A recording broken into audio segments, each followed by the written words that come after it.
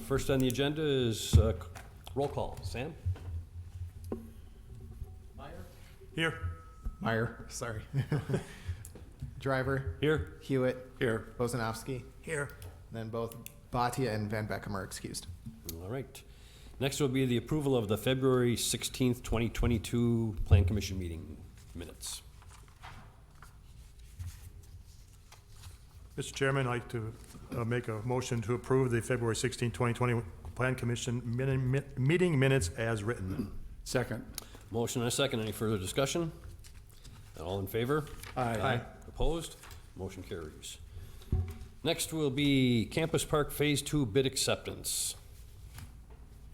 Is that Sam or Robin?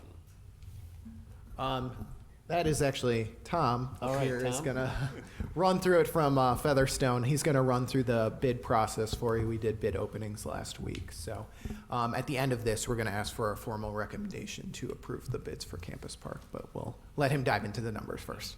Tom, the floor is yours. Good afternoon, Commissioners. Thanks for having me.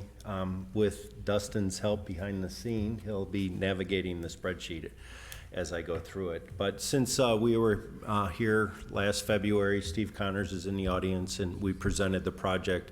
We were at about 80% complete on the construction documents, so utilizing the budget, which we'll be talking about this afternoon, Steve and his team finalized the bid documents, and we went out to public bid. So we've been doing quite a bit of work. So the information that we're sharing with the commission and the committee this afternoon is the first tab, and that you see up on your screen is the base bid tab. And what we did is to bring value to the community, we broke the project up into multiple trade packages, in this case 13 individual trade packages. And the reason we do that is we want to make sure that we're publicly bidding to contractors that self-perform their trade, as we spoke to the last meeting. So there's no markup on any of these contracts, and so that provides better value to the Village of Mount Pleasant and maximizing your dollars towards the actual capital improvement. So the first package, if you, Dustin, you go to the top, is 01 cast in place concrete. So if you take a look at this Excel spreadsheet, column A describes the companies in the individual 13 bid packages that we went out to bid on. Column B is the base bid. We had a base project budget that we were working towards that we bid to represent the $4.6 million project. And then we had a series of alternates. Alternate 1 was the asphalt path to Smolensky Park. Alternate 2 was the central asphalt path. Alternate 3 was the second basketball court. Alternate 4 was the cricket field pitch. Alternate 5 was the event lawn lighting. Alternate 6 was a stone veneer providing 2-inch stone ledge.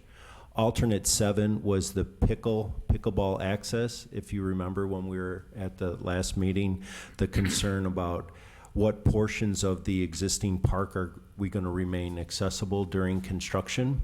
And so as an alternate, we provided a fence and an alleyway to gain access into the pickleball court during construction. Alternate 8, and some of these are voluntary alternates, but alternate 8 was optional for the general trade contractors to also supply a masonry bid. Alternate 9 was optional for HVAC contractor to submit a bid for that portion of the work under the electric contract, and that was just our opportunity to get additional costs from various trade contractors.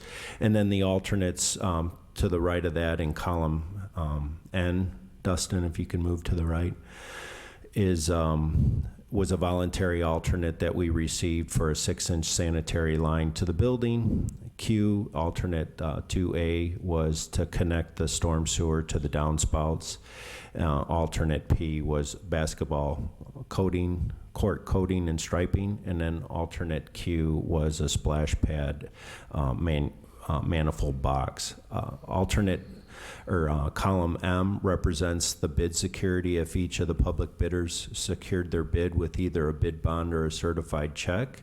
And then moving on to the right, the tabulated totals for the recommended alternate subtotal the adjusted bid, which is just the base bid plus the recommended alternates, and then if the contractors were recommended, they moved all the way over to the right on the recommended contractor column.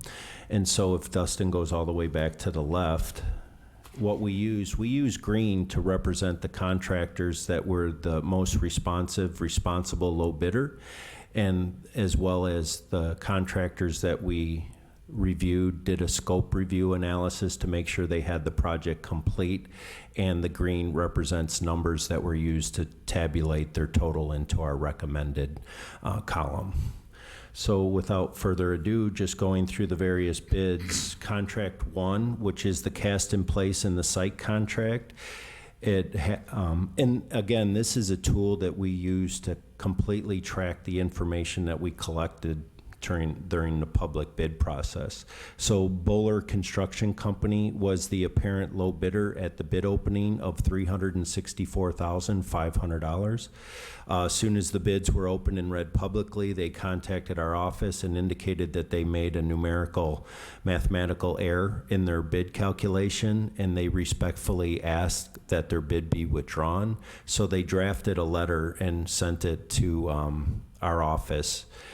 And Dustin, if you can just pull that Bowler letter up. So they're basically respectfully requesting that the Village of Mount Pleasant accept their bid withdrawal recommendation. And obviously in a public bid forum, everyone's required to secure their bid with either a bid bond or a certified check in the amount of 5% of their bid. They respectfully ask that they get dismissed from the bidding with no further consequences. And so upon the Village of Mount Pleasant's review, they can either accept our recommendation of just kindly accepting their bid withdrawal letter with no further consequences, or we certainly have the right to cash in their bid bond. They said rather than cashing in their bid bond, they'll write a check to the Village of Mount Pleasant for $18,225, which is 5% of their bid as indicated in the bid documents. Again, that decision is up to the village on how they would like to handle this. It's the only contractor in this matrix of bidding that we had this situation. So we just wanted to present that as we are looking at this bid tabulation. So Dustin, if you go back. So we went to the next bidder, which was Minuso, and these are all obviously in numerical bid order. Minuso's general contracting, they did have the project complete for the base bid amount of $479,000. You'll see a series of numbers, either NA or blank. We wrote specific scope of work of the individual trades as it is represented across the various alternates. It happens that Minuso had no work associated with alternates 1, 2, and 3. Their work associated, which was complete for alternate 4, was $9,038. They had no work associated with alternate 5. Their work associated with alternate 6 was $1,451. And Dustin, if you go to the right. So the summation of the recommended alternates is $10,489. That did not change the numerical order of the bidding. And so their base bid plus the alternates was $489. That's a unique number. And we moved forward with their bid award recommendation. The next contract, if we go to the left, is Masonry. Walsh Masonry Incorporated had the project complete for their base bid of $124,290. Their only work associated with the alternates related to alternate 6, which they did have complete at $6,550. So if we tabulate the summation of the alternates in their base bid, they were still the low bidder at $130,840, and we move forward with a bid award recommendation to Walsh Masonry. The next package was 03, General Trades and Carpentry. Wendell Builders did have the project complete for $241,250. They had no work associated with any of the alternates, so their bid award recommendation value of their base bid to the far right of $241,250. The next contract is Painting, 04 Painting. The apparent low bidder, Postriani, Construction Finishes did have the project complete at $18,168. They had no work associated with any of the alternates, and so we moved forward with our bid award recommendation for $18,168. The next package is the pre-engineered structures. Rash Construction and Engineering had the project complete for their base bid of $609,400. They had no work associated with the alternates, so we move forward with our bid award recommendation for $609,400. Plumbing, Northern Mechanical LLC was the only plumbing contract that ended up submitting a bid. Even though we had 4 confirmed, we still feel that the public bid process rendered competition because they were well aware there was multiple plumbing contractors working on this.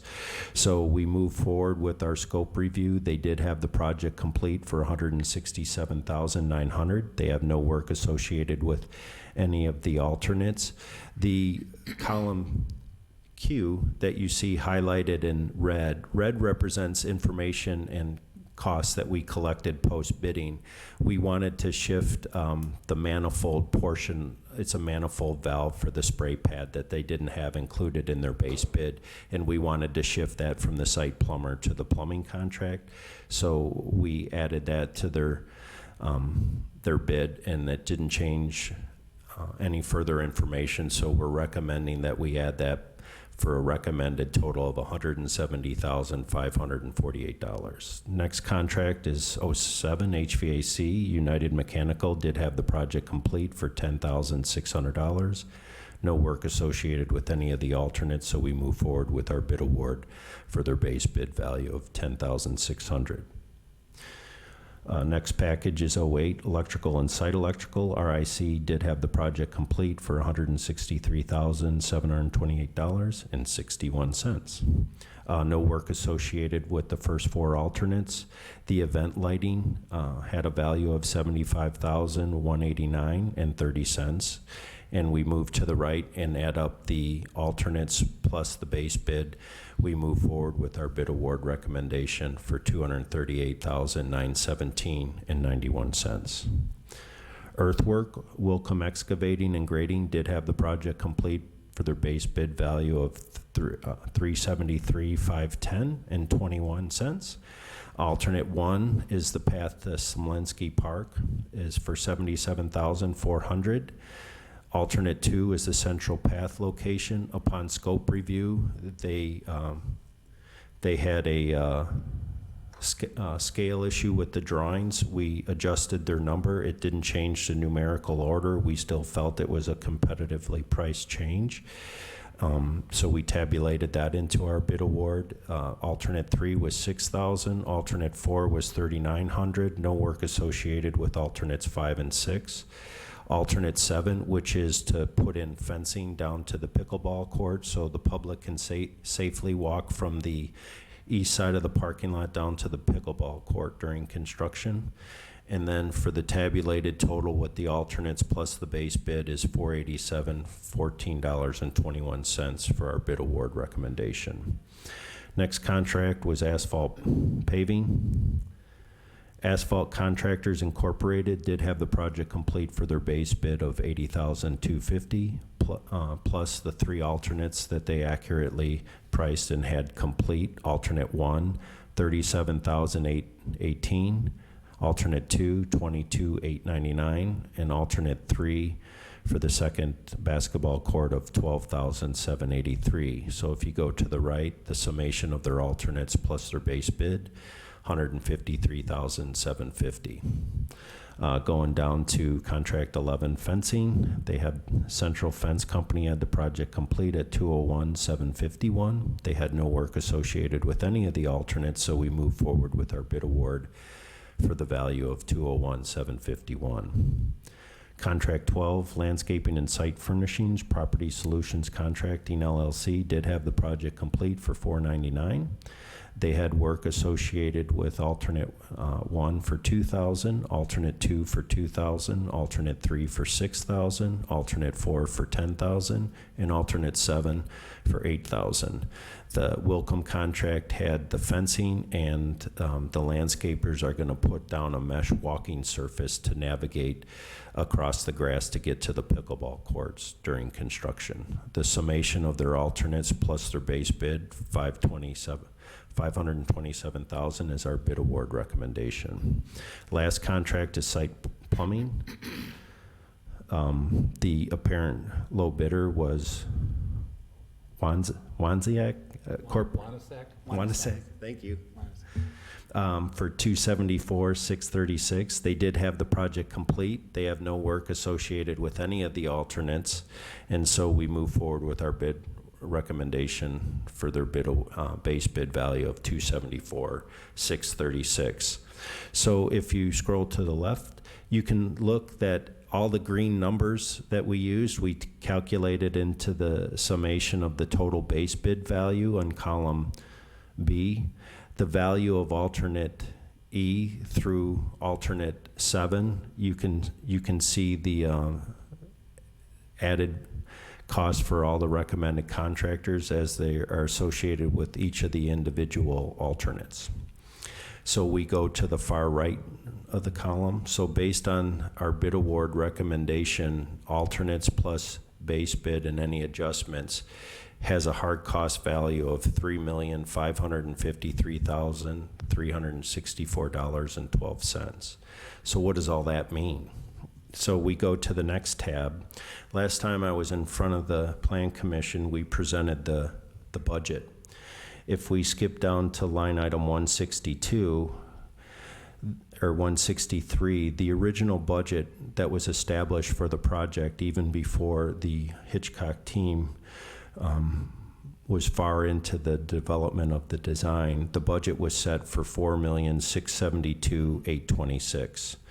Through efforts and calculations and budgets that we were preparing, we understood that that project budget was challenged. And so what we did is we worked with the design team and the village staff to come up with ways that we can value engineer, which we don't like the term value engineer because that usually means we're cutting stuff out of the project. But we took a look at things within the design that we could take out of the design without compromising playable events nor the programs within the project. So what we did is we value engineered changing from unit paving to standard concrete. We deleted the unscheduled trees, which we'll speak to in a moment. We simplified the brick finishes on the structures, and we deleted storage, shelving, and so forth in the kitchen equipment. And then we reduced the turfus clay infields from 12 inches to 6 inches. So the summation of those design changes equaled 331,000 credit. So that's how Hitchcock finalized the bid documents before we went out to bid to represent a project on line item 164 that was $17,505 under the initial budget. And then we took a look at all those various alternates that last time we were in front of the commission. We identified the 7 alternates, and we wanted to go out and get competitive prices to see how our budget compared to the market. The summation of those alternates, we budgeted at $566 and $50. So if you add the base budget plus the alternates, we had an adjusted contract budget of $5,221,000, or I'm sorry, $5,221,371. So now, Dustin, if you can collapse those columns and we'll go to the right.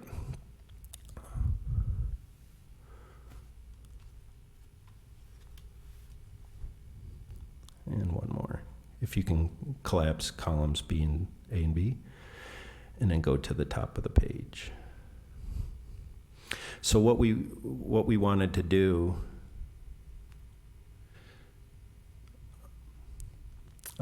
actually you collapse one column too many, sorry. I just need columns Q or N and to the right. You can collapse M too.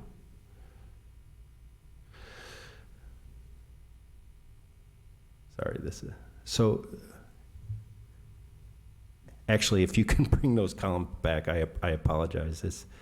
That's perfect, thank you. So what we wanted to do is, before, when you saw all the estimate, they were all broken down into specific trade categories. They're referred to as CSI divisions. Now what we wanted to do is we wanted to understand what the line item by line item budget, what comparison with the way we publicly bid the project, hence the budget bid analysis. So if you scroll down, Dustin, to the bottom, you can see that the budget figures don't change. We have a base project budget in green that was set at the 4,655.21.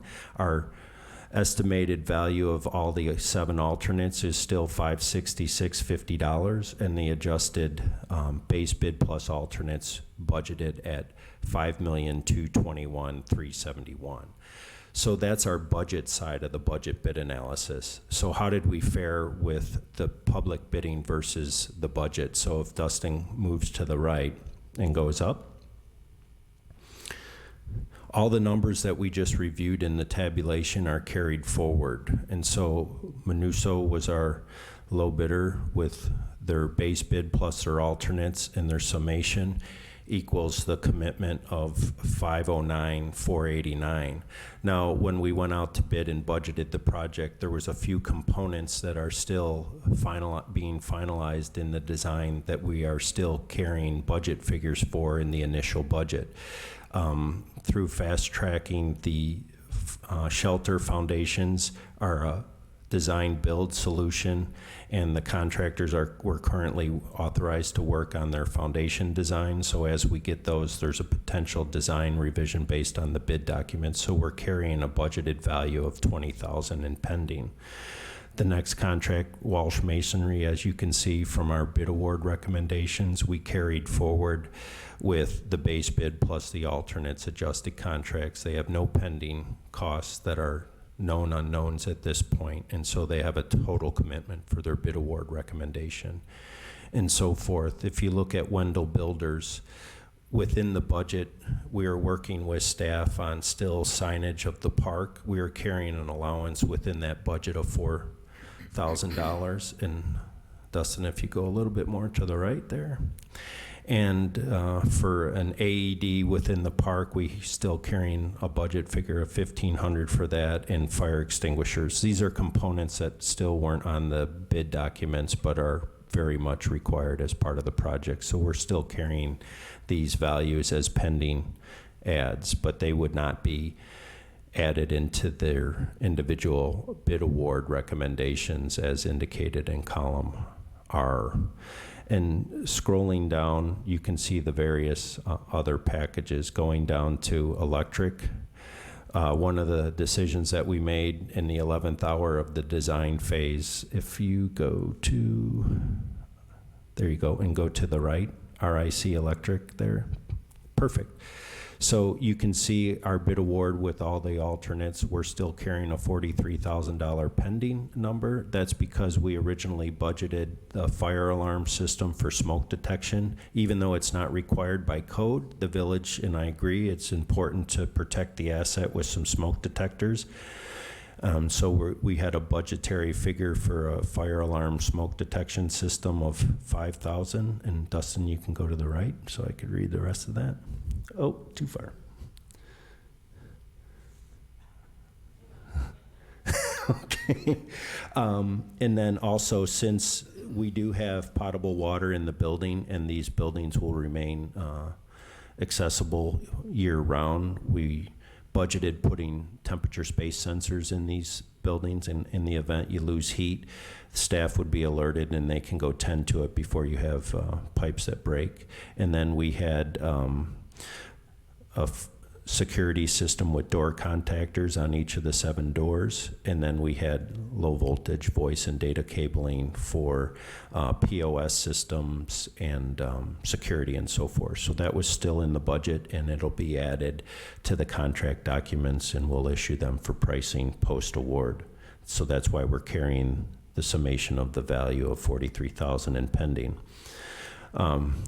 Going down, asphalt contractors, that includes the striping. The $30,000 includes the striping for both the alternate, the surface, and the striping for both the alternate and the basketball court, because that wasn't picked up at bid time.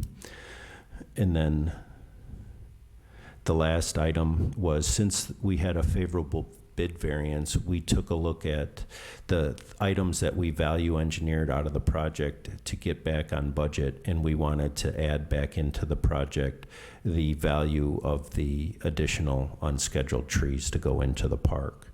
So if you stay right there, scroll down. So this, all the other costs are costs that we track straight across from the budget right to the bid side of the documents, the general conditions, contingencies, and so forth.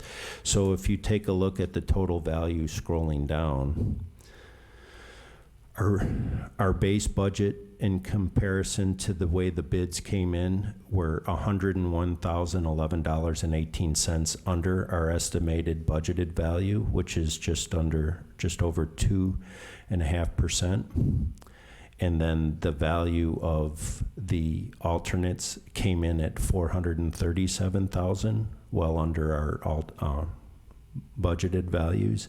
And with the total commitment, with the pending costs that we're presenting, we're still $51,371 under our budget that we presented back in February. So just as a rounding error, what we wanted to do this afternoon is ask for adoption of our bid award recommendations plus adoption of the total budget value of $5,170,000 to advance the project. I know that was a lot of number information that I just threw at you, so, and you were polite not to interrupt me, but if you have any questions on that, I can certainly give you the floor, and I'll try to answer them. The question that I have is, I noticed there's a huge gap between the low bidder and some of the other ones. I mean, it's not even close.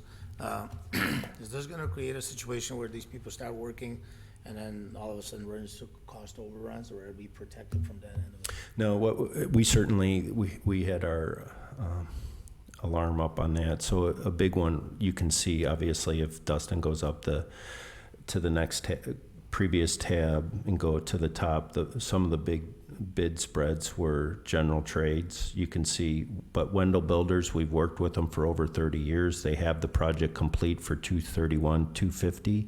We do, as part of the general requirements section of the bid documents, we write very detailed scope of work of each of these individual trades, so there's no room for interpretation what their contract is. They're comfortable with it. They're well aware of the public bid spread. A lot of the guys were at the bid opening. They have the project complete, and we've heavily vetted them. So that's a great question, but that's why you hire us, and they have the project I always complete. get nervous when you have one guy bidding $240,000 and the next guy is $640,000. So We do- somebody's missing something. We do too, and they have the project complete, and we also took a look at how it compared to our budget and so forth, but we're confident that they'll deliver the project for that value, and we won't be here asking for more money, that's for sure. Okay. Featherstone is also, from the staff's perspective, under contract for construction observation, so they'll have staff members on site through the entire project, watching all the trades go in. So we will have kind of day-to-day on the boots on the ground, and can address stuff as it comes up, as opposed to finding out at the end or something like that, or a couple months down the line. So hopefully we're all prepared for that. But there is also a contingency built into the budget as well for site stuff that comes up, or supply chain issues, things like that, that come through the project. But staff have reviewed this with Featherstone. We feel pretty comfortable with the bids as well. It's a great question, though. Any other questions of Tom? So from a staff perspective, what we'd be looking for is exactly what Tom said, a motion to approve the total budget and accept the bid award recommendations from you all. This would go to the village board then next Monday for final approval, and then we can get some contracts signed and get the work underway. I'm asked a question regarding if we approve this today and it goes to the board, will you kind of make a different display of this and everything for the board so they can, are you gonna use the same? We were proposing to use the same deliverables for the Okay. village I mean, I'm board. just wondering that, you're gonna go through the whole thing again and everything, Sam? We'll try to cut it down a little bit. I mean, the Plan Commission's role in this process, like the Public Works Committee for it, is to really dig deep into the numbers, so we can And make a we can work with recommendation. Featherstone to simplify them on a staff level in terms of what gets presented in terms of an adoptable document to the village board. But yeah, the numbers are the numbers. So I mean, simply too, the fact is that it could be pointed out that there were so many bidders on different items and the best bids were shown. yep. But you know, that's why it goes to two commissions, is you guys get the full shebang, and then, you know, based on your recommendation, the board We will feel have the high privileged. level numbers, and then we can We're all about transparency, sometimes to the point of obnoxiousness. Yeah. I'm just anticipating, well, the other board member isn't here, so I'm the only one that's on the board other than other people here, so. Okay. We'll follow through. Okay. Just a quick question. I see there's a connector for the splash pad, but I don't see the splash pad listed on here as an item. Is that part of the budget, or how does that come into play here? It's spread across a couple different contracts. We obviously have the concrete play surface that's in that area that's a little bit in contract 01, cast in place concrete. It's also under site plumbing because they're bringing a 3-inch water service over to the splash pad. And from there, the plumbing contractor does the manifold and does all of the splash pad components, the sprays and so forth. So again, trying to leverage the most cost-effective way of buying it to directly people that perform that skill set is the way we broke it out into multiple packages. Okay, so are those different spray heads from a particular company though, right? Is that, and they just deliver those components and they're installed by our plumbers then? Yeah, the Polygon supplies all of the components as a material supplier to the plumber, but it's in the plumber's contract to furnish and install them. They just so happen to be buying them from Polygon, but it's in their contract to furnish and install them. Thank you. Sure. One final note before a motion goes forward. We want to make it clear that the original budget for we came in under projection as Tom presented, but the original budget was just under 4.7 million. So we are asking for a recommendation to increase the budget. From the village's accounting perspective, staff have had a conversation with both finance director and the administrator, and we found that there's excess cash on hand in the tax increment district to pay for that increase for applicable things in here. So the village has the cash on hand. This doesn't mean that we'd be asking for the board for any additional bonding or anything. And that cash has to be spent due to some expenditure period restrictions by the end of the year. So this is, for that reason, in terms of the funding time frame that we basically have to spend the money this year, we have the cash on hand. And also with, you know, oil prices and fluctuation and supply chain issues and stuff, after discussion, we thought it made some sense to ask the board to increase the budget now and include it as a part of this work while we have the cash, as opposed to bringing someone back out in a year or two to put the pathway through to Smolenski, for example, where, you know, asphalt could have increased by 20% or something else happened. So while we're closing down the park and, you know, except for the pickleball court area, we thought now was the time to ask. So I just want to be clear that this does involve an ask of an increased budget to the village board, but we think it's well justified, and now is the timing that makes sense from both a finance and a bidding perspective. We had discussed naming rights. Is that something that is still to come yet, or is there anything built in? There's not anything built in terms of naming rights or things. The village staff haven't really shopped any of that because we've been mostly concerned with getting this constructed. However, if we were to sign, we are open to those types of deals. And so once the park is underway, we'll start making inroads on that. Yeah. I mean, this is a public notice meeting, so if any business is interested in naming rights, we can have those discussions. But our focus for the time being has been getting these bids finalized and getting the project off the ground. Okay. Sometime this year. Ideally in the next month. All right, so do we have a motion to the likeness of what Sam had announced? I can go ahead. One question I do, though, we're going to be recommending the approval of the village board to approve this bid package, right? Because we don't officially approve the bid package. Correct, yep, this is a recommendation. of the Okay, village board. so I'd like to make a recommendation that the plan commission forward the approval of the bid acceptance of $5,170,000 for approval by the village board. Second. Have a motion and a second. Any public discussion on this? Any public comment? No? Any other concerns or comments from the commission? If not, I'll call a question. All in favor? Aye. Aye. Opposed? Motion carries. Excellent. Thank you, Thank you. Tom. Looking forward to it. We are too. Just as a follow-up note, before we jump on, George is here, and, I think I can hazard a guess, I speak for him. We'll keep the public updated as the project moves forward, once this makes it past the village board on Monday. But we'll, make sure to have a project page on our website to give updates to the public for work as it goes throughout the summer. So you can look And forward to that that as well. might create somebody who wants to give some money. Sure. I Hopefully. think I want to add a couple of things too, and I talked with George, and you have it in the process here as well, that the pickleball courts will remain open entirely during the process, and the only issue is going to be having to shut down the playground, correct? Correct. Okay. George, is there anything you want to add at all?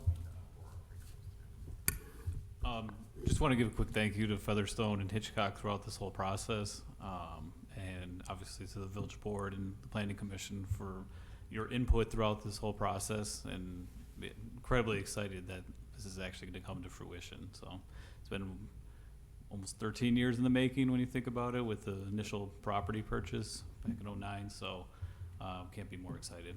Yeah, I don't see that there's going to be another park around that can compare to this when this is complete. All right. All right, then we will move on to new business. Ordinance 13, 2022, a zoning map amendment for the Yates Drive zoning map amendment application ZMA 0322. All right, Mr. Chair, members of the commission, the applicant requested permission to amend the zoning map from moderate density 2, RM2, to high density 1, residential 1, that's RH1. The applicant requested the RH1 district so they may construct 4 3-story 50-unit buildings on the property. RH1 district allows unlimited number of units per building, up to 60 feet tall. The applicants constructed the adjacent public infrastructure as part of their Adjacent Seasons project, sees the demand for more multifamily of a slightly different type, which they have a presentation that they'll get into after I'm done. The site is next to State Trunk Highway 31, another multifamily development, and agriculture land. The site has roadway access off of Yates, which is a collector street adjacent. The tax increment district number 6 project plan expected the site to be developed as commercial. However, the site is already zoned for residential. Additionally, there are other lands to the south within TID 6 that allow for future commercial or mixed commercial residential development, which is why we felt comfortable keeping this as as residential, recommending the higher intensity. The village comp plan recommends mixed-use residential commercial for the subject property. The proposed RH1 zoning conforms to this recommendation. As a fiscal note, the applicant indicated they may request municipal assistance for the project. However, such a request would take place after the applicant completed their future site plan application and after a verified fiscal gap has been vetted by the village. A 200-unit project on the approximately 7.5-acre site would likely have values of greater than $4 million an acre, which would place it in about the top 10 in values per acre in the village, since this is about a 7.5-acre site. In terms of conditions for approval, we have none, and we recommend approval of the ordinance.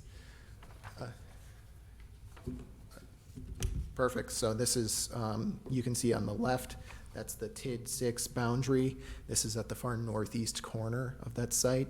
And then Robin, if you shift it over a bit, it's actually just to the east there of the red box. But it's essentially where the words are on the far northeast corner of the site. The applicants coordinated with the DOT to get some additional access to 31, and which you can see here on the shown site draft site plan, the 4 buildings and 3-story unit type. As a note, from the village's perspective, this would be some of the first construction in the village in excess of 2 stories on the residential side since probably Fountain Hills. So late 90s.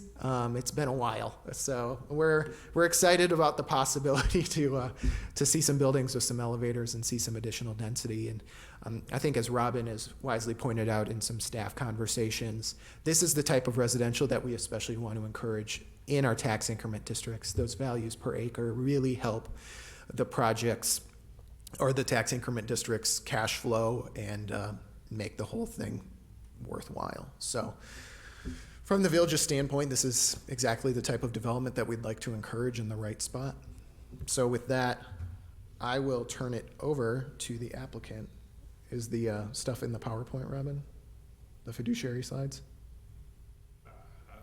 No, it's separate.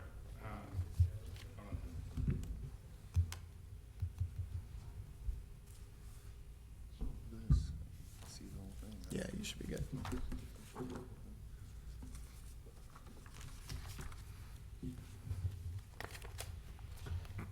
If not, hold on a sec. We'll make sure the slides go up. Sure. Well, I can just start out.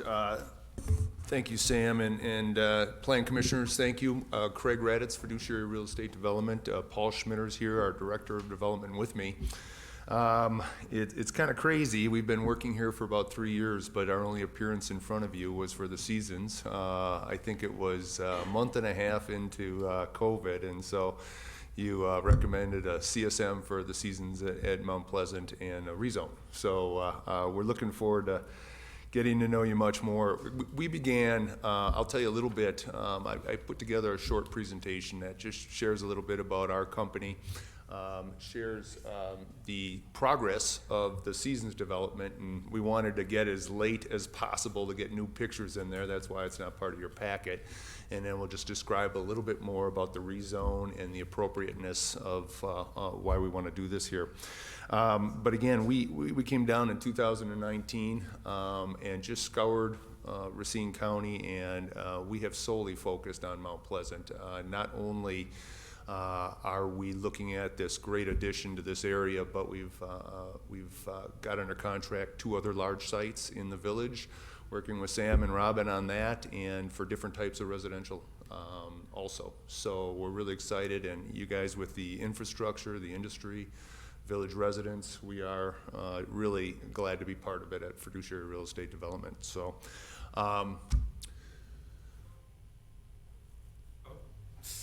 coming along. Closing those tabs. And then try again.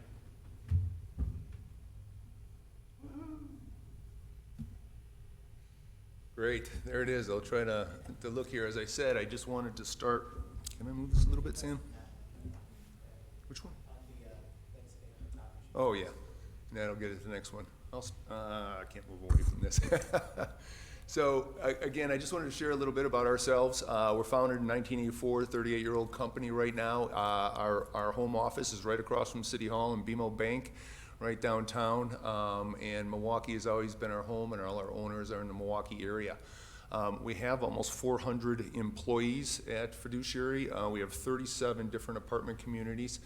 And again, those employees are all over a couple of state region, focused fully on residential and multifamily for the last 15 to 20 years. Again, Milwaukee and Madison are our major markets. Most of our communities are all around the suburbs and in Milwaukee and in Madison. In particular, we've been in Green Bay, 1 in Minneapolis, and now we have about 4 projects going on in Northern Illinois. But again, 8,000 residents, over 37 apartment communities, and one of the things is we are really, over all of our years, are a long-term holder of our assets, and we have a lot of communities. I think of Fitchburg, Wisconsin, Madison, Wisconsin, Wauwatosa, where we have held some of our multifamily for 28, 30 years, and we just reinvest every year because that's the way you keep apartment communities in good health. Specifically, looking at the site, as you are all aware, this is where the Seasons at Mount Pleasant is being built right now. We bought this parcel a couple of years ago from the county, and it's right there at Braun Road and Highway 31. Just a little update. Oops, excuse me. So what we did here, and we wanted to show, this is the original Seasons development that's being built at Brown Road and Highway 31. The proposed rezoned 7.6 acres is shown here as this blank slate next to the Seasons. Probably real exciting news when the original traffic impact study was done along this area. A big recommendation of that study is this east-west road right at the bottom here next to this pond. And that east-west road has been conditionally approved by the DOT. We should have full approval within hopefully a week or two. And specifically, they saw that will be an entrance off of Highway 31, that when you're going south, you will have a right in, right out. And then when you're going north, it's only a left turn in. But again, what an advantageous thing to have, and the traffic study determined that would aid the Roner property south of us and also the Faith Bridge property, and that was a real key ingredient to having a good traffic flow through here. So it really bounded our property. The next slide is a little update. This is as of last Friday. We are oh so close. This is our fabulous clubhouse that we have continually redesigned, and it's just a really exciting to see that we're looking at April 1st for the clubhouse to open, so we're about 1 week away. And this is a drone photo that was taken last week also. So our leasing start, we plan to start leasing here on April 1st out of that new clubhouse. And we'd love for you to drop on by and please take a visit.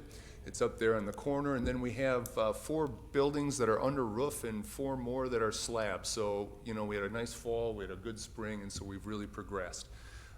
Specifically to the site, here's where, it was probably October, and some of you I know are well aware of Tracy Cross and Associates. I've been at Fiduciary 26 years. I met Eric Dorsching, the owner and president of Tracy Cross, the first year or second year I was at Fiduciary. So we've used Tracy Cross and Associates, and they're a big part of why we ended up in 2019 coming down here, because of Eric's recommendation that there was such a great demand for residential housing.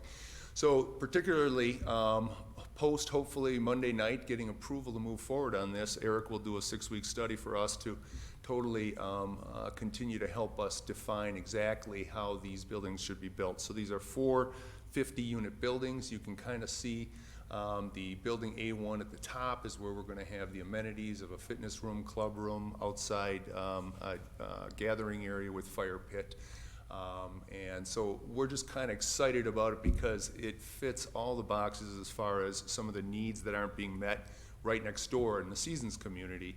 Our Seasons, you know, we do have a studio in our Seasons. We have about 6 one-bedrooms out of the 20 units, but a lot of 2-bedrooms and larger units, about 1,100 square feet. So I'll kind of address how we contrast that.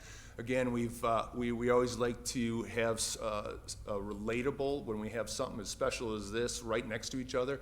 We have a lot of architectural features that are relatable in color and some of the texture, but we really have this vertical siding, LP siding that goes north, that goes vertical, the window treatments and masonry along the bottom. Really both complements what's in the Seasons community already, but also contrasts and brings in some new product types. Specifically on the unit mix, as I mentioned, and again, this is 70% of these units are almost a total flip, where we've got studios, 1-bedrooms, and 1-bedrooms plus den. So we really want to hit a smaller unit, a different type of, you know, your typical 3-story over parking. Again, that 835 square feet compared to the Seasons product being about 1,100 square feet. I've already mentioned kind of some of the amenities, but the goal is to achieve, again, a more affordable option for renters. And again, as Sam mentioned, the length since something like this has been available has been decades, I believe. So, RCEDC, remember that meeting well. It was right before COVID, and a lot of you were at it. There was about 80 to 100 people that was at the RCEDC EDC housing presentation in January of 2020. I think these two bullet points, when I reviewed the material again, just jumped out at me. Again, Cross feels that, you've heard it, there's so much pent-up demand, potential to double absorption of the right type of product, and especially among the right type of rental product. In the second bullet point, primary product recommendation identifies a demand for 890 units for the next 5 years, and about 325 of those in multifamily developments. So that was one supporting piece. And secondly, you all just, I think in November, reviewed this report, housing affordability, that in, you know, the 2010s was from 2010 to 2019, only a 2% increase in housing stock, and versus 21% added in the go-go decade. So, and the last thing, again, it just resounds as to how much demand there is here, and so we're excited to bring this in before you. I think as a company, as what we see as potential, and we'll be here often, we plan to. We just see this as just such a neat complement to what exists. So thank you for letting me go through that, and I'd be glad to answer any questions. How are they putting up with all the mud? Well, you know, every fall and every spring has its challenges, but I mean, I go by there quite frequently, and it's like, it's almost like you could have a really good test out there for the really, people want to do the mud races or something, but it'll clean up. construction will yell at me. We're fortunate to have our own general contractor, and in this cost environment, just to be able to control your schedule is so important. So we have got a great group of people that do it. But yeah, it's been the last couple of weeks has been a little mucky. Well, So. and particularly now after today and yesterday and tomorrow, it'll be even slippery. So Greg, how many total units are you going to have there with the two developments now? yeah, Commissioner Meyer, that is 480. Okay. So we will have 280 of the Seasons buildings that are 20 units each in each building. So that's 14 buildings, and then 4 buildings of 50. So it'll be a total of 480 units across 40 acres, about 12 units per acre. Yeah. One of the things that I'm a little disappointed because in regards to this parcel, because when we originally reviewed this was going to be some commercial development as well as residential, which made it nice for, I'm going to say coffee shops, whatever, those types of things where you've got a large community of people, 480 minimum, that are going to have some place to go. And whatever they do now, they have to go off-site. And so I'm a little bit concerned that we're going to be forcing commercial to go south, which it may, but we have to account for that somehow in the village, part of the TID, to have some commercial development.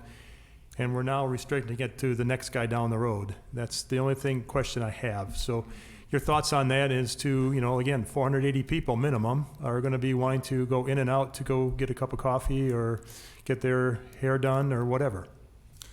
Sure, my thoughts, obviously, I think a big change in that, we've never been retail developers, but we've been in mixed-use developments, and we have mixed-use developments, and very often it's been a very difficult relationship on how you work residential next to commercial. But again, if they're totally separate, if this piece actually had commercial demand, we didn't go out with a full public attempt at commercial. We really didn't, specifically we had people come to us, and literally we had one small shop owner of about 5,000 square feet that was quietly marketed. And then we had a couple of senior housing developments have some interest but never followed through. And again, it's something where it came to us as what an opportunity to absolutely have the apartment base, the leasing team, location, and that's what just seemed perfect to us, and it's what we do. So I understand your concerns, and I know Sam could probably address it better than I could about other areas, but that's kind of how we looked at it, Commissioner Meyer. I think from the village's staff perspective, the way we viewed this parcel as we were planning for it to be commercial, as you said, Joe, and the only reason why we were willing to entertain additional housing on the site was to see the increase in density and value for the TID on a fiscal note as a whole. So them going with a more intense development kind of, at least for us, unlocked the possibility of this staying residential. If it had been more of the same kind of Seasons product, I think we would have been a lot more skeptical. But we thought this was filling a different niche that was needed in the community, and they were proposing something different than what we had seen before. So from our perspective, we agree and have been working with the adjacent lands in the TID to plan for commercial and request of the other potential developers down there to include commercial aspects. So we're not going to lose sight of that. And by law, we cannot, because the TID has to have certain specific land use balances, as you know. But this specific unit type and higher density was the reason why we were willing to consider it and thought it was worth your time to bring forward to the Plan Commission to review.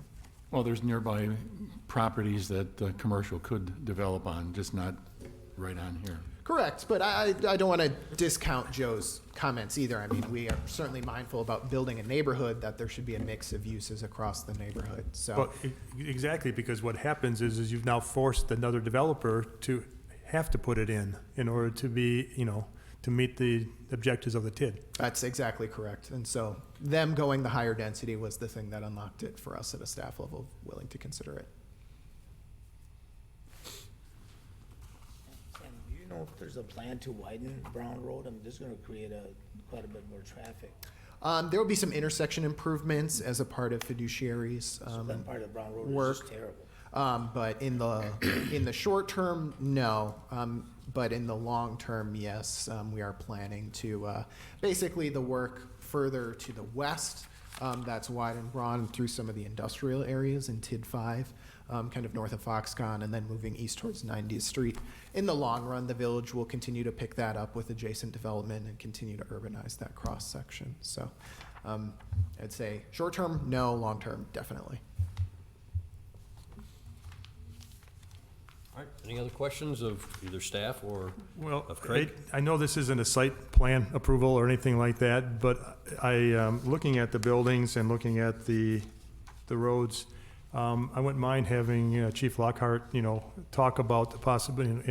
Is this kind of thing, has he seen this, and is this gonna be something that, obviously, they have to be able to get their trucks in and out? So I thought maybe if you could address that, Chief?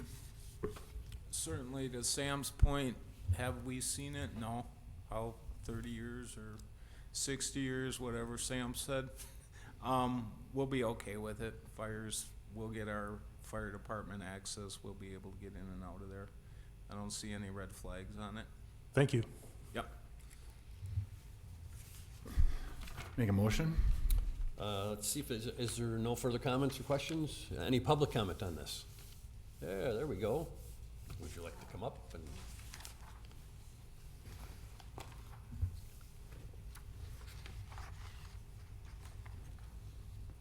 My name is Nancy Washburn. I am a Mount Pleasant Village trustee, number 3. So I was glad to be here today to hear your presentation. I also happen to live around the corner, so I too am driving by it on a very regular basis. I guess first of all, I'd like to congratulate you on using JLA Architects. I'm a big fan of Joseph Lee's, and I've worked with him in the past, and I love the building. I think it's very attractive. Have also watched your clubhouse coming up, and so I'm excited about seeing that opening very soon. I have a couple of questions. Number one would be, within this new 3-story building, because of the size of the units, it'll be very attractive to seniors. Is this building, and it's kind of to staff as well, are you intending on having any kind of senior subsidies or, for lower income seniors to be able to have any kind of rental assistance? We have a huge need for senior housing to stay in our community. That would be one of my questions. And I don't know if that would be something that's allowed in the TIF, Sam, et cetera. But I definitely mirror Joe's concerns in regards to the balance in the TIF.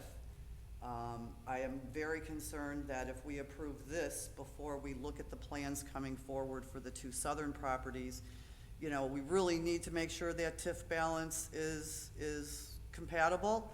and that we aren't burdening the properties to the south and forcing them to have commercial that they may or may not really want all of it on their property. So I think your comment regarding the balance of the TIF and as we look at this project moving forward is very important, and I know for me as a trustee, that'll be something that I'll be looking very hard at as well. All right, thank you. Thank you, Nancy. Well, Nancy, nice to meet you. I've certainly, yes, I'm aware you're right near us, and thank you for your comments. On the senior housing, or on the seniors, as far as a subsidy type of arrangement, you know, specifically, we're basically 100% of our portfolio is market rate. Obviously, the elevators make this fully available to seniors. On a subsidy, no, we have not as a company. If there was something that, you know, the TIF could aid in that, I'm just not aware of any program along that front, but. Did you give us the monthly rents on the units? The estimated, and that's what we're gonna work with Cross on, the estimated, that like a studio, I think the smallest will be about 560, 570 square feet. The studio would be about 1,200, 1,250 on a starting rent. And so that's, yeah. I mean, obviously, literally in 1 year on our Seasons type product, it went up $40,000 a year. You know, you see things in the paper talking about 7 or 8%. The building industry, it went up 18. So, you know, that's a headwind for us, and we appreciate as Mount Pleasant has helped us with regards to a TIF and making up that gap. But, you know, that plays into it, and we're open for looking at creative solutions. We typically haven't done it. We've certainly accommodated and welcomed seniors, not far away. So it's certainly something we'd consider, but, so thank you for your comment, and we'll be able to see where we can go. From the village's perspective, yeah, we're not aware of it in this specific project, but in regards to tax increment districts on the whole, we don't have any policy that prohibits a subsidized type of product. So we'd be completely open to it if a future developer came in and really any of our tax increment districts that are planned for a residential component, we're open to it and can accommodate it. So bring us a project and we'd be happy to put it in front of you, but that's not the specific one. All right, thank you, Sam. Any other questions or comments? Any more public comment? All right, then. Mr. Chairman, I'd like to make a motion to recommend the approval of the Planning Commission to approve Ordinance 13-2022, a zoning map amendment for Yates Drive, zoning map amendment application ZMA 03-22. Second. Motion and a second. Any further discussion? Hearing none, I'll call the question. All in favor? Aye. Opposed? Motion carries. Thank you all, and I brought a couple hard copies if anyone would want them after the meeting, since All I right, know thank you, it was in Craig. the packet. Yeah, that would, Thanks, Craig. Thank you, Rob. As a note, that'll be, as Craig said, up on Monday night for both public hearing and final village board vote. Okay. Next on the agenda is Badger CDL Site Plan Application SP 0622. All right, Mr. Chair, members of the commission, the applicant applied for a CDL testing and training school at 822 Airline Road. The site has about 9,700 square foot building, parking areas, and a large paved driver training area. Stormwater from the site will flow to a basin on the north end of the site. The applicant detailed the business operations and hours in the provided applicant narrative. The site plan follows the comprehensive plan land use designation of mixed-use residential commercial. We do not currently have an adopted plan for local planning area 7. Let me scroll here. There we go. In terms of Article 100 base districts, the property is currently zoned B3, which is intended to accommodate high-intensity commercial buildings along state trunk highways, county trunk highways, local arterial streets, street corridors, and nodes. In terms of uses, we'll get into that in a sec. And buildings in the district would be in compliance with the bulk standards of the B3 zoning district. There are no overlay districts on the site either. Here's where you're going to have to bear with us a little bit when we get into a conversation about uses. So I'm going to start this one with this is the staff's bad. So we always like to propose a solution when we make a mistake. So if you'll hold up with me, the B3 district allows business or trade schools by right, which when we were originally viewing the proposal, we saw CDL school, you know, they're okayed by the state. They have to give these licenses. So we're like, oh, business or trade school, good to go. However, when we were doing the final write-up, we were reviewing the business or trade school details in the zoning text, which you can see below in the italics in your packet. But use has outdoor work or training activities that classify it under general manufacturing, production, and industrial service uses. After review of this and other potential business or trade school uses, the staff believe this reclassification is overly strict, particularly in a time when there's a shortage of workers in the trades, including truck drivers and other trades. Additionally, there are other uses in the B3 district which allow outdoor activities by right, including assembly and entertainment. Type 2, which is assembly uses that seat more than 250 people, allowed by right. Daycare uses, daycare centers with more than 30 kids, parking non-accessory, and restaurants and bars. So therefore, the staff recommends splitting the business or trade school use into an indoor and outdoor subcategory, where the village would allow indoor schools in neighborhood commercial and industrial areas, while only allowing outdoor schools in more intense commercial and industrial areas. This change would increase the number of zoning districts that allow business or trade schools while keeping the most intense outdoor activities away from quieter neighborhood business and residential areas. So technically, the zoning district does not allow this type of use by right, but when we were reviewing the use sections of the code, we're like, so you could theoretically have an amphitheater that's at like 1,000 people on that parcel, but you couldn't have 2 people driving a semi-tractor in like a figure 8 around a site. Just in terms of intensity and uses, we always try to think of it in like what uses fit in the same type of intense district. This being along a village arterial street, like, you know, we're hard pressed to say that this should be forced into a manufacturing area, particularly when the manufacturing zoned area in the village is relatively small. I mean, you have some areas along Chicory in the far east of the village, and then some uses along 11 and Oaks further to the south that are really set aside for more intense industrial uses. So to force this type of use into one of those areas seemed overly harsh as well. So our solution is what we said, to kind of come back and table this for a month and allow us to fix the code, and we can approve that as a proposed package next month. So continuing on, in our executive summary, past uses, this complies with all the other sections of the code in terms of village-wide uses. So we reviewed everything as if this were allowed use by right, and the site plan does comply. The applicant worked with us on the landscaping and screening. So in the proposed site plan, you can see our new-ish landscaping and screening standards and how that would interact with the site. It's probably going to be the nicest landscape CDL school that you'll see in southeast Wisconsin. If the drivers are good. If the drivers are good. well, I mean, that's why there's instructors. With a lot of yellow trucks. But in terms of fiscal note, the property currently has a land value of just over $300,000. It lies outside any tax increment district. The assessor estimates an improvement value about 1.7 mil, which would give you a total assessed value of about $2 million. That equates to about $36,500 in taxes for the local taxing jurisdictions. About $12,000 will go to the village. Project has an estimated value per acre of about $430,000 an acre.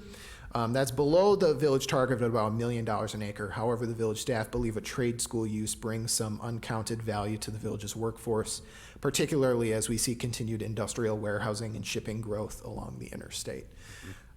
we have a lot of industrial land along the village and a lot more zoned for it. It seems awfully silly for us to say, we can have 4,000 acres in TID 5 of Business Park, but we're not going to allow a CDL school to train people to drive the trucks coming in and out of those places. So it'd be nice to have that in the village, and we think that's worth something above and beyond just the hard numbers that we typically put in a fiscal note. The 665 feet of urban collector roadway creates an estimated fiscal obligation about $78,000 and $21 for future repaving. Over 20 years, the village estimates about 29% of the tax allocation would fund the future repaving costs. Typically, we distribute about 8.5% of property tax levy to the paving program. So this development's not covering its fair share of essentially the adjacent road repaving costs. However, I'll put two notes in that. One, they're against a collector, which is typically a higher road repaving cost. So that's goes into the higher percentage than you typically see along a local street section. Two, what I previously said about this being a trade school. While taxable, there are certain entities that aren't just going to carry as much of a value, and so we think there's kind of that implicit value that we stated before. In terms of additional staff considerations, we don't have any, and we don't recommend any conditions for approval. So after all of that, our recommendation is to table this to April 20th so the staff may draft, publicly notice, and propose the changes to the business or trade school use language. So we can fix how we're treating business and trade schools, get this use in allowed by right so they can be approved next month, as well as kind of fix what we thought was a little bit of an unfair situation for business and trade schools just across the village. Final note, I don't think this is to be unexpected. This part of the code, these uses that don't pop up a lot, this is the first time this has come up since we rewrote the code, so there is a little bit of road testing, pun slightly intended, on us testing out and implementing our zoning code. So when these things pop up, as we've done before, we like to address them right away. Fortunately, it means we're going to ask you to table it for a month, but other than that, hopefully in the long run, this is what makes sense for the village from a parcel agnostic standpoint. So with that, I can answer any questions. Otherwise, Dan Oaks is here to answer any questions specifically about the site plan if you have for him. Any questions of Sam? No, it can be for either one of you. Obviously, this looks like it's going to be, other than the retention basin, it's going to be 100% asphalt? Correct. Except for the building, but Yeah, but again, Yeah. so we have. More or less. There's a slight buffer around the edges where there's landscaping, but 80% of the site, 90% of the site. And that's going to be okay per our code to do that? As long as they handle the stormwater, it should be. They've gone through their pre-review already with Public Works, so the engineers know it's coming and they've gotten their comments in already. So. Okay. Just going to ask Chief Lockhart, are they going to also learn how to train to drive fire trucks? We just bring our drivers down on Airline Road and then on the road after a couple reps there with some cones. But I mean, Sam's absolutely right. If you go in Sturtevant on 90th Street, every day they got drivers in Ganton's lot, the old former Ganton on 2600 90th there. Yep. Doesn't take a lot of space and they are necessary. So we're self-sufficient though. Thank you.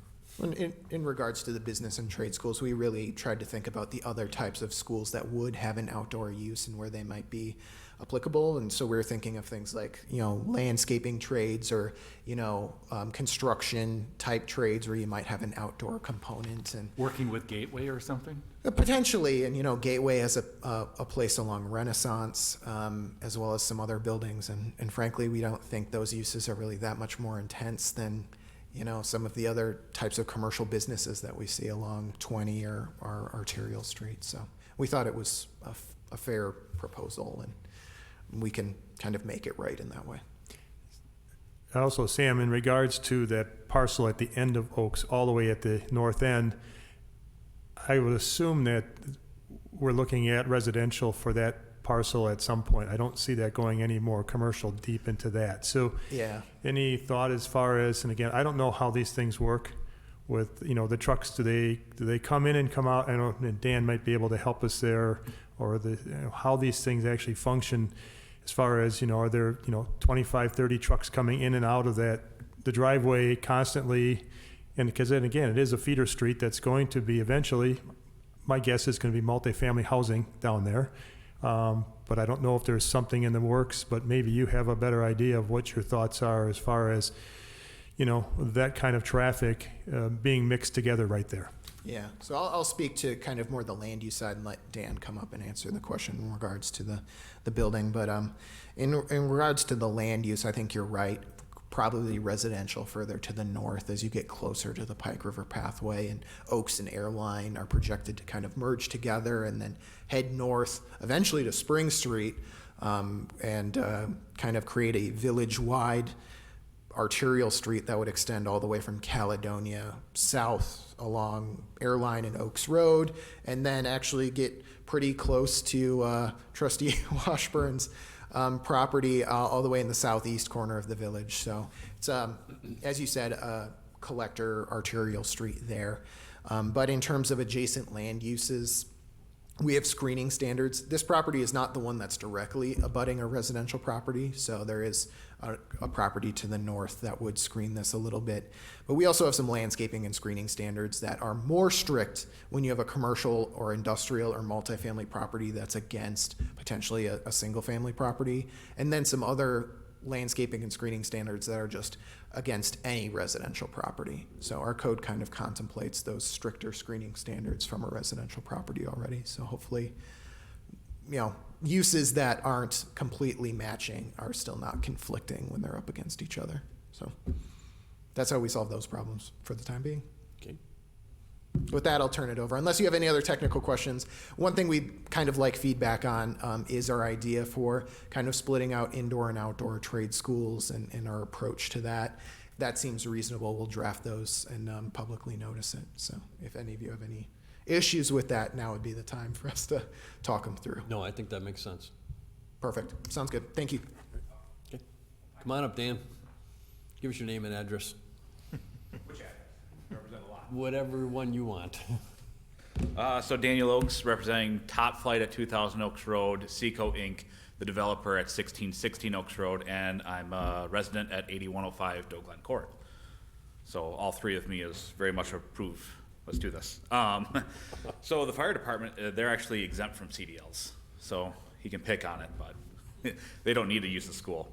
A little fact too about CDLs is starting this February, or this past February of 2022, it's now legally required for you to get your CDL license from a school. The city of Racine does not have a school. The village of Mount Pleasant does not have a school. There's only 2 schools in Racine County. One is actually Milwaukee CDL, which is the parent company of Badger CDL. They're the ones operating on 90th Street, and they're only renting the parking area. They rent no part of the building. And the other is, I forget their name, but Brand Construction out on 50th Road in Yorkville.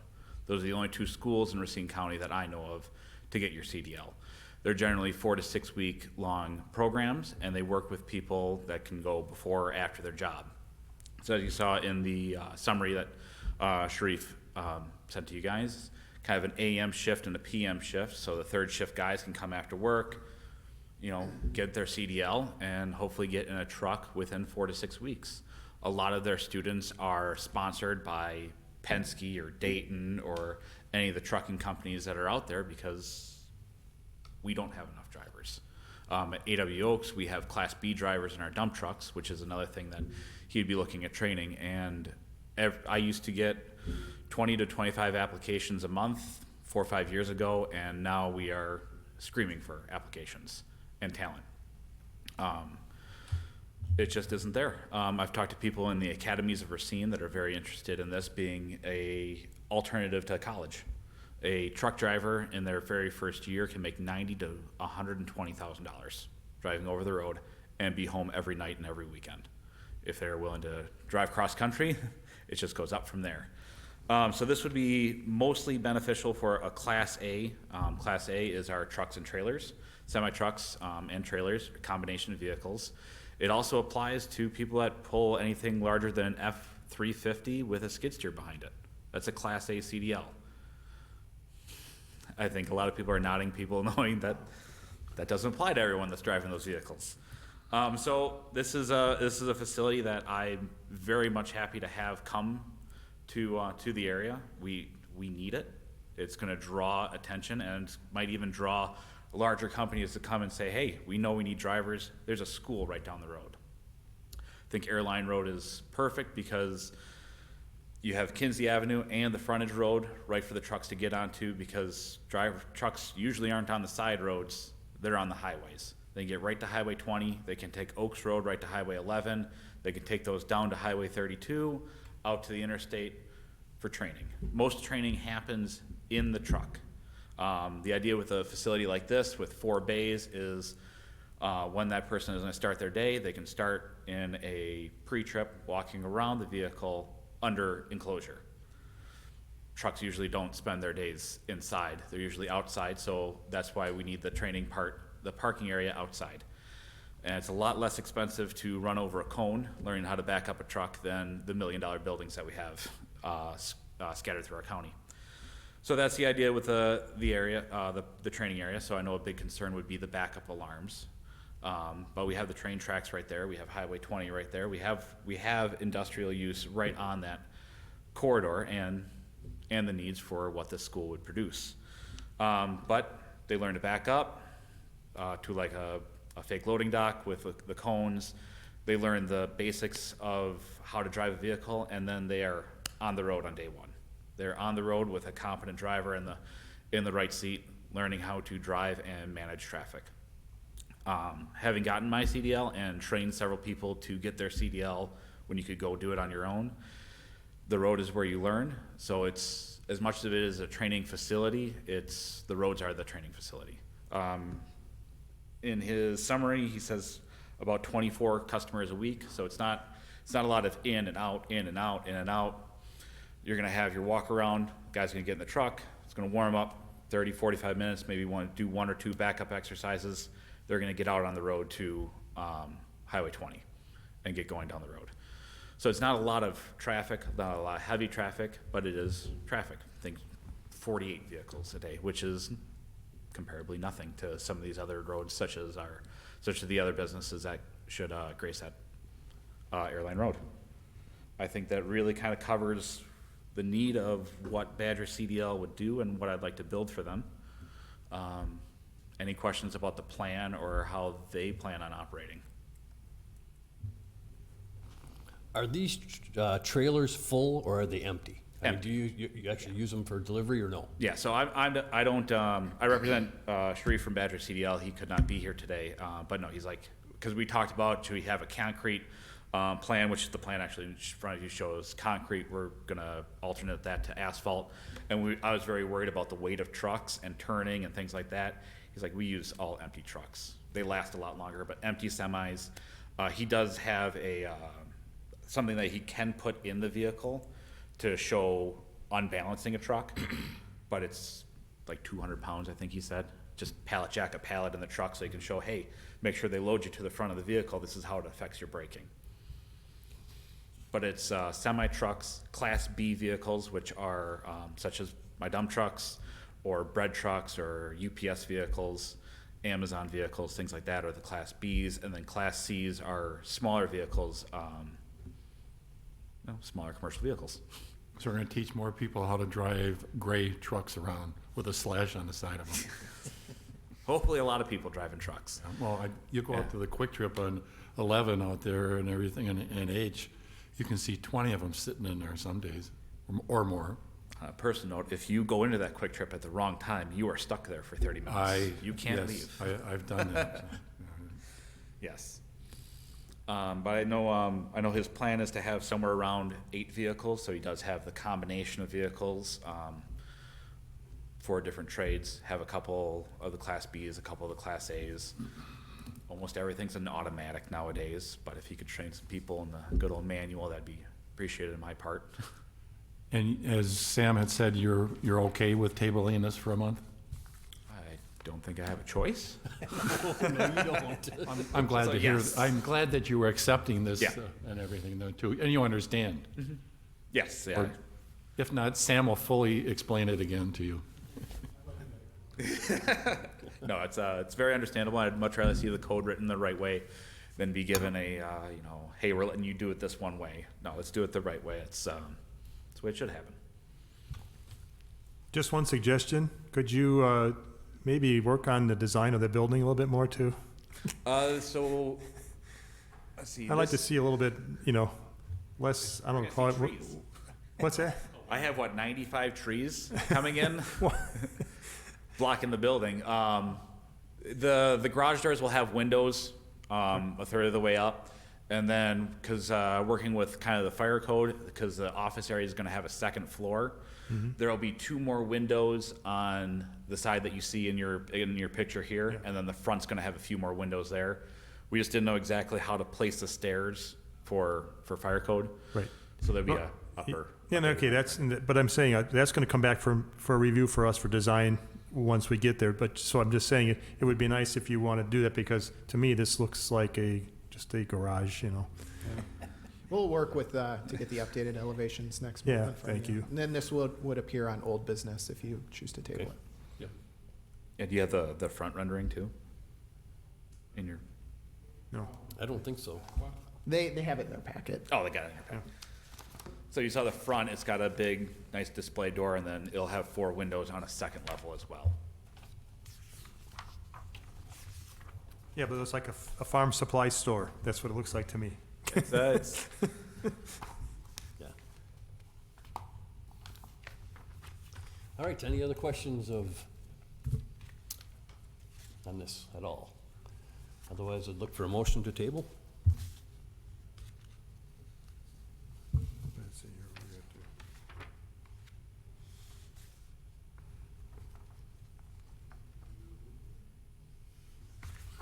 I don't know if Joe's looking to read. I'm trying to come up with here how they wanna do this. Okay, I can go ahead and make the motion. Go ahead. Recommend, Plan Commission move to table the Badger CDL LLC SP 06-22 to the April 20 meeting so the village staff may draft, publicly notice, and propose the changes to the business or trade school use language. I second. Motion and a second. Any further discussion? Hearing none, I'll call the question. All in favor? Aye.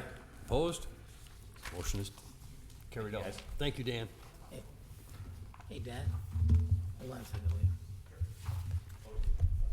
All right, next on the agenda, Commissioner and staff reports. Hi, guys. In case you forgot that, I'm here as Hello, well. Robin. It's a very light month, so, Sam went ahead and did everything. I got a couple commissioner reports. I just wanted to say that was the first.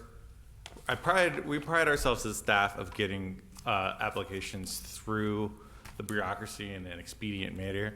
That's the first time we've tabled something from Plan Commission since fiduciary in 2020. So I pay attention to some other plan commissions throughout the region and whatever, and I've seen one application go in front of one board 3 times and eventually have upwards of 10 plus meetings on one application. So developers have told us time and time again they like our streamlined process. And So what you're saying is you don't expect to do this again for another 5 years? I hope not. That would be actually fantastic. So we can put it as a goal, but no promises. That's more up to you guys than anybody else. So this is going through some of our municipal complaints, several blighted property complaints on Louis Sorensen, Mead, Pine Hill, Winthrop, a lighting complaint on Green Ridge, which we do have our new lighting ordinance. I'm currently working something out with the police department on how to enforce that. Apparently they need lighting meters, spectrometers, is that what they're called? That would work. Yeah. That's color code. Oh, yeah, well, lighting meters. All right. And Winbrook and Jacob Court about chickens. Apparently it's too many chickens and they didn't apply for a permit. So, we'll address that. Excuse me for interrupting. Did you see the Racine paper today regarding what Caledonia did? If not, you need to look at that, please. About chickens? Yes. Oh, I'll look it up. Our code is better. Did they just straight copy us? No, but that's beside the point. Our code is better. Ours is better. Just look at it so you're I will. familiar with it, that's all. All right. Sign permits, this basically goes back to the beginning of the year. Hyundai along Washington, Honda on frontage, the I-94 and Associates for sale signs. All of that 200 acres is now for sale. Some of it's apparently some of it's already under contract. Washington Avenue Beta Diagnostic Labs, and Wisnova. Fiduciary Real Estate, the signage for the Seasons development, as well as another health station and a BP station. Zoning compliance permits, you can sort of read them there. Several small businesses, and as well as one chicken permit. Chickens. That's very popular, by the way. Of anything, of all the zoning code was about 70, 80 pages of rewrite. The things that most people take away, chickens and bigger garages. That's what they really wanted, and we have provided. So anything, that is it for me. And then apparently Sam doesn't have any things to add, and neither does George. So we will see you all next month, April 20th. Move for adjournment? Second? All in favor? Aye. We are adjourned. Thank you.